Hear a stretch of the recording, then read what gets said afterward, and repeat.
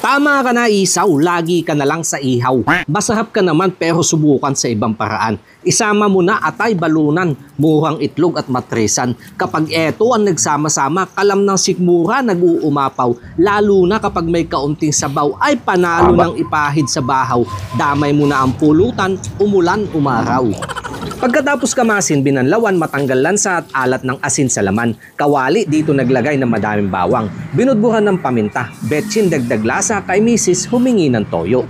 Taktak ng oyster sauce, panalo na. Kalamansi pinigaan, magpapalabas ng aroma at balanse ng lasa. Hinayaan manuot, mga sangkap iniwanan. Binabad ng ilang minuto, palamig muna sa katawan. Makalipas sila sandali dito na pinakuluan, hindi na nagisa hanggang unang katas matuyuan. Bahagyang magmantika. Dahon ng laurel kasama na. Sabaw ng buko inilagay, magkaroon ng tamis, masigurado ang lambot ng laman. Tuloy sa ikalawang pakuluan. Naglaon katas na tuyuan, lagay na silim palaban. Madaming sibuyas, ay steak ba yan o adobo? Bahagyang ininin sa mahinang apoy, hindi na tinakluban. Sumingaw, mantika, mapalabas, ay gimas kan mayang. Sandok ng bahaw, sabay paikot na sabaw sa ibabaw. Lapit sa Diyos Ama, mabasbasan, agad na sinunggaban, pagkasabik di na mapigilan, umay kan mayang. Dami.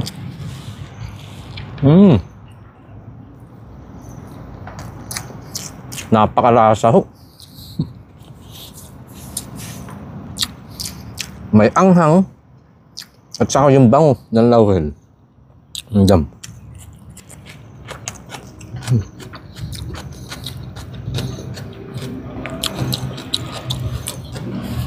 gawin mo na din to sa isaw.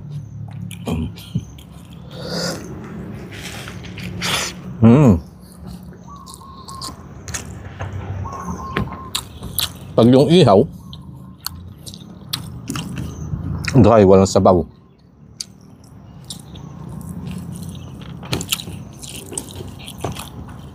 ito ang sarap ipahid sa bahaw.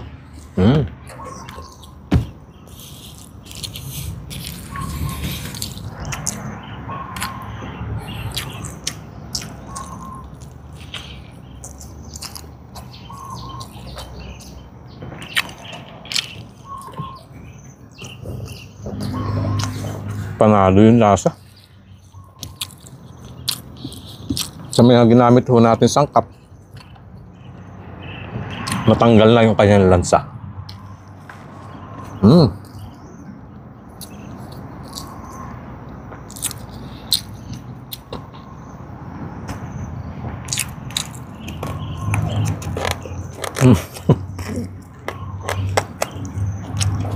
Dito nga lang po sa balunan, medyo makunat pa yung gitna niya.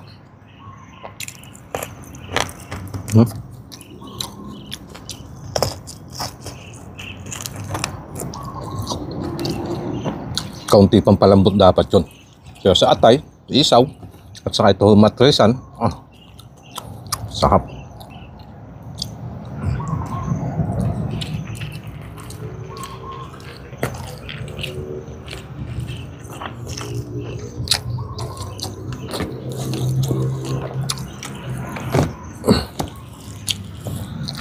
Ang lambot. Ibang parte.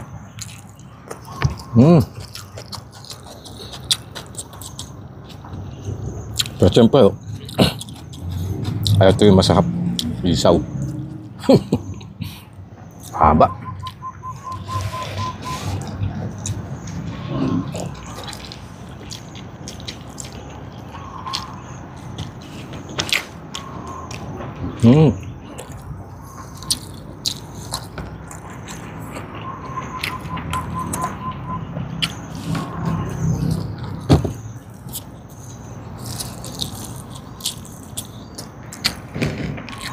Baka wala ka pa hong maisip dyan na may lulutong pang ulam o kaya pang pulutan.